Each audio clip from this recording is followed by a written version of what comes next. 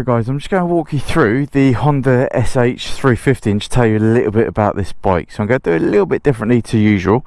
I'm going to use my phone and I'm going to walk and talk you through it. So here we go. So you're looking at a battery capacity of 12 volts, a caster angle of 27.5 degrees. Your frame type is a tubular steel underbone. Your fuel capacity is 9.1 litres. The fuel consumption is 29.4 kilometres per litre. It really annoys me when Honda do kilometres, but hey ho. You've got a ground clearance of 131 millimetres. The headlights the lights front and rear are all LEDs. Curb weight on this bike is 172 kilograms, so it's a very, very nice, light, easy bike to get on with. You've got a seat height of 805 millimeters. I do find seat height is quite annoying for being a little bit shorter. You've got your legs spread wide open, and it obviously then makes you a lot more on your tiptoes. So 1 foot down is definitely the way to go on this bike. It's got a wheelbase of 1,450 millimeters and a turning radius of 2.2 meters, which is very straightforward. Not had any issues. I find it really quite comfortable to turn this bike. It's got a bore stroke of 77 over 70.8 millimeters. It's an electronic fuel injection bike. You got a compression ratio of 10.51. The engine displacement is 330cc, even though it's registered as a 350 for the promotion types. It's a liquid cooled 4-stroke single overhead cam engine, which is Euro 5 compliant. Max power, we've been through it on the last video, 28 brake horsepower, which 0 to 40 is unbelievable. You've got an oil capacity of 1.85 litres. It's an automatic gearbox and it's belt driven. Very, very fun bike indeed to ride. You've got a front suspension of 38mm telescopic fork. The rear suspension is a dual damper unit swing arm. Tyres at the front, you're looking at a 110 over 70 16-inch rim. The rear, you got a 130 70 over 16-inch rim again. Both the wheels are made out of 6-spoke cast aluminium. It comes with a USB socket. You can get heated grips for this bike, and it has an immobiliser. So in essence, that is all the specs on this bike read out nice and easy for you guys. So obviously you've got a single disc at the front, single disc at the rear. It's not got enough power to need to produce any more of that. Nice LED headlights. Tyres are given nice good grip at the moment. I've not had any issues with that. The seat is extremely comfortable. I've obviously strapped my top box to the back of this because I'm picking up my motorcycle today, and I am going to be getting a coffee with my new coffee machine. Really fun little commuting bike. Styling's nice and it's matte black. Right guys, so this is my final instalment on the Honda SH350 as I take it all the way back to Honda.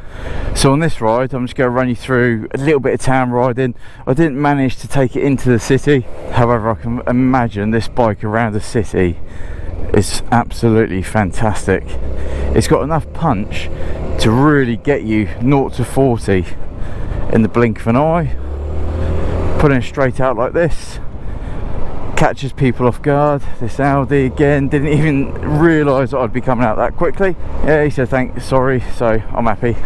But yeah, honestly, this bike, if you punch it 0 to 40, you will catch a lot of people out. I'd even love to give this Evo 7 a go, because honestly, it is such, no, it is an Evo 8, yeah. A go. I love those Evos, beautiful cars, but it is just so unbelievably rapid. 0 to 40, 0 to 60 it tapers off a little bit. Obviously I would filter up, but I can't because there's literally nowhere for me to go. It is a beautiful, beautiful hot day. We've finally got a bit of summer back. This bike is just all inspiring. It is, you just get on it, you twist it, you go, and honestly I would love to get my full levers on, definitely wear my airbag vest because of what I'm riding, and just take it on a track. You're not going to set any lap records, but what you are going to do is give yourself an absolute grin ear to ear. I never thought I would be loving a scooter like I'm loving this 350. It's just, now the reason that I do really like it is because it is just hilarious to ride. Like I said, 0 to 40 she absolutely shifts. 0 to 60 she gets there, I think it's about 5.6 seconds 0 to 60, which, let's face it, at the end of the day it's a scooter, it's not this amazing lightning fast machine. And street credit wise, I mean, I don't know if you can see me in the mirror of this shop, the shop window. It ain't gonna do anything for your street credit. I've done a fair bit of commuting, I'd say, on this bike, and commuting and filtering through extremely heavy traffic. And yeah, again, the SH just breezes in and out of traffic, no problem whatsoever. So the wind mirrors are a little bit on the high side for any like van mirrors, so you just got to be a little bit mindful of that. But put that aside, yeah, no dramas. Again, like I said in my previous video, I wouldn't personally buy the 350, and that is purely on the looks. If I was to buy a 350 moped scooter, apologies to all those scooter lovers out there, this is not a moped, it is a scooter, then it would have to be the Forza. Just looks more futuristic.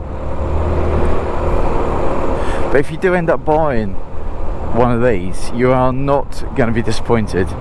You're going to have a very, very capable, good commuter bike, and just a run around.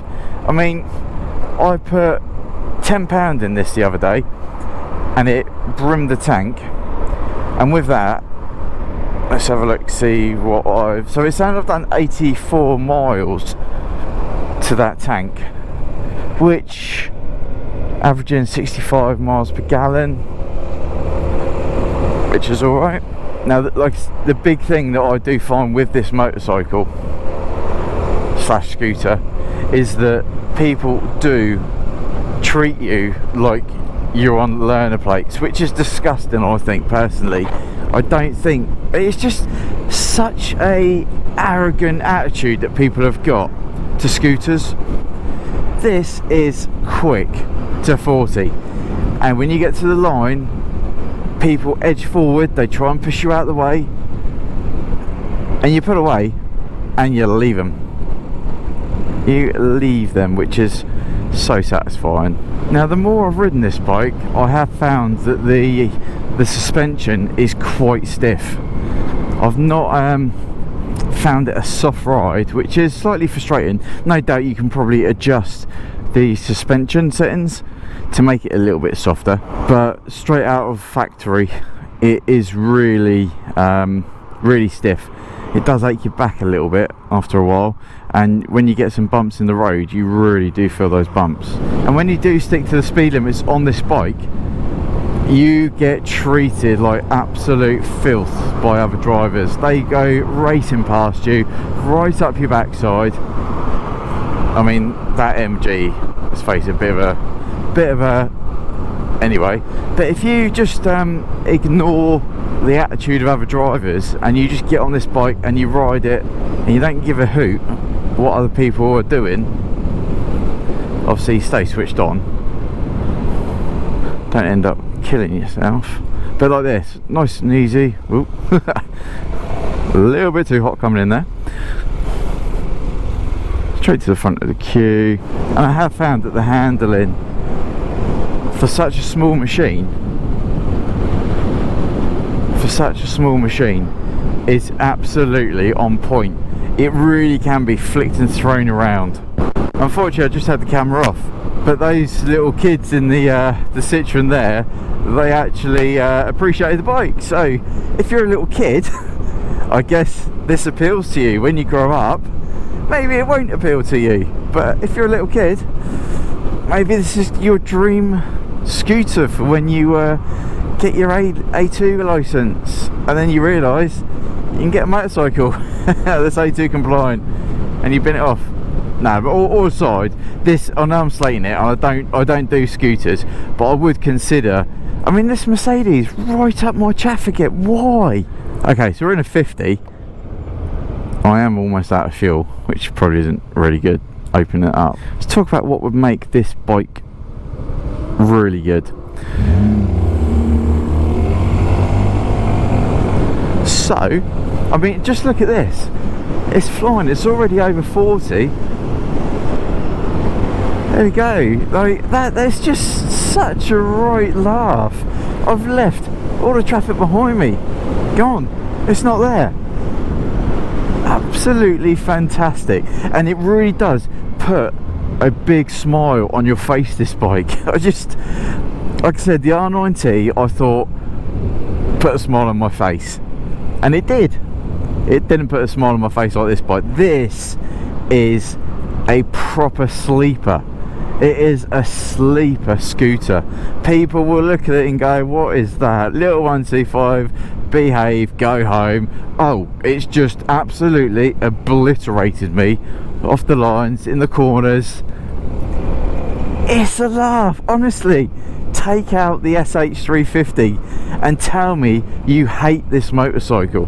I will be amazed if you say it is rubbish. I've had more fun on this bike than I have on the Honda CB500, the CB650R, or the CBR 650R, definitely the CB650R. That bike was fun, but honestly, this is cheap to run, light as anything, but oh, this road isn't that bad. But on this, yeah, on this bike, feel those bumps, you feel those bumps. The horn is a little bit weak. I mean, it does the job.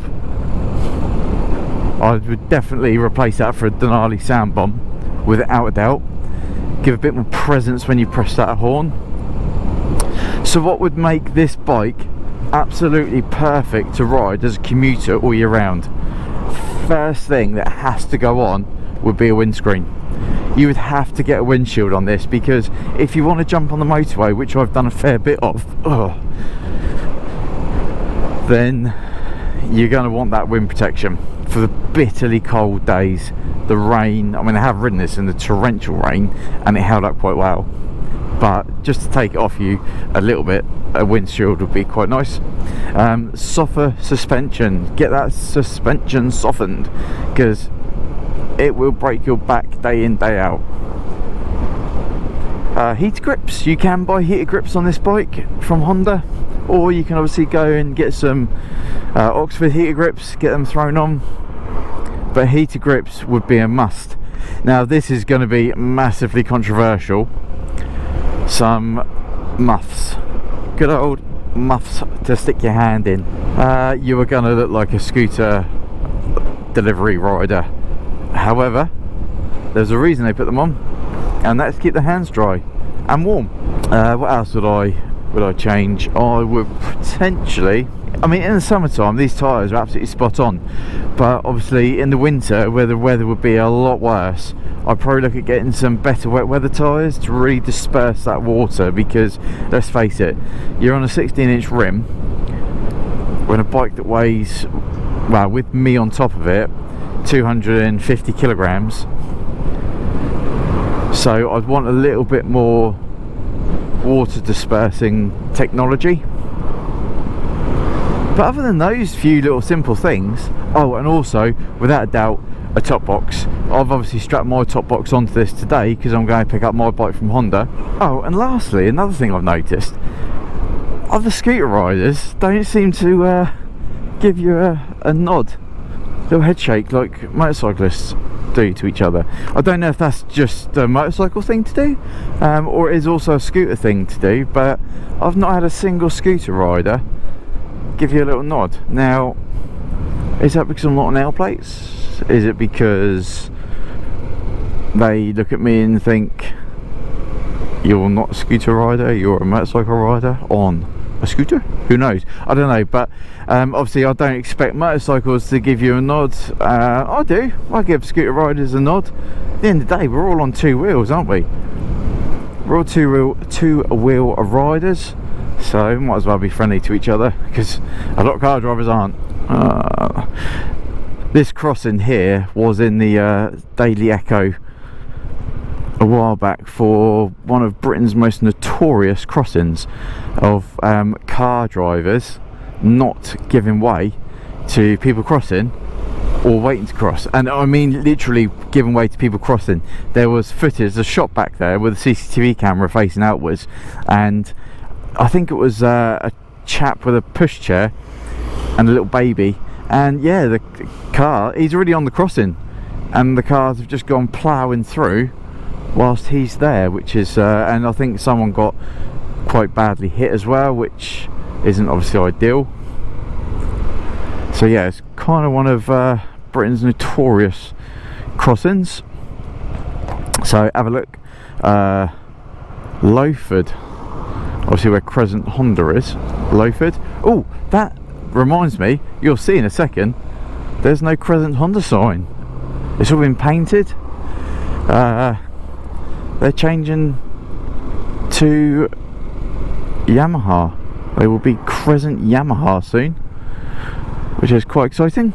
Anyway guys, here we go, back at Honda. My bike, well I say Honda, back at Crescent, we'll call it just Crescent. My bike is done. Let's put this one back where she belongs. Well actually she belongs down there, but I'll dump it here. And we'll wrap it up there guys. So thanks for watching my review on the Honda SH350. Until next time guys, take care, ride safe, nice bug splat, and I'll see you soon.